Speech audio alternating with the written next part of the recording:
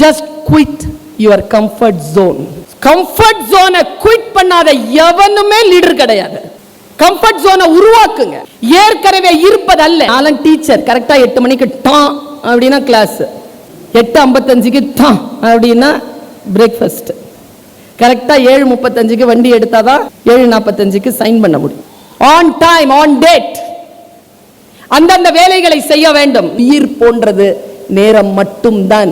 அதை யார் மரியாதை செய்கிறார்களோ அந்த நேரம் நமக்கு மரியாதை செய்கிறது. He is a teacher, he is a leader. எதை பிரீச் பண்றியோ உன்னுடைய வாழ்க்கையும் நீ அதை அனுமதிக்கிறாயா, அவன் டீச்சர். ஆசு என்றால் குற்றம், இரிதல் என்றால் களைதல். குற்றங்களை களைபவர்கள் ஆசிரியர்கள். கு என்றால் இருள், ரு என்றால் விளக்குதல். இருளை விளக்குபவன் குரு, வழிகாட்டுபவன் ஆசிரியன், வாழ்ந்து காட்டுபவன் குரு. வாழ்ந்து காட்டவன். எந்த வார்த்தை வாயிலிருந்து வருகிறதோ அந்த வார்த்தைக்கு தகுதியான வாழ்க்கை முறை நமக்கு இருக்கிறதா?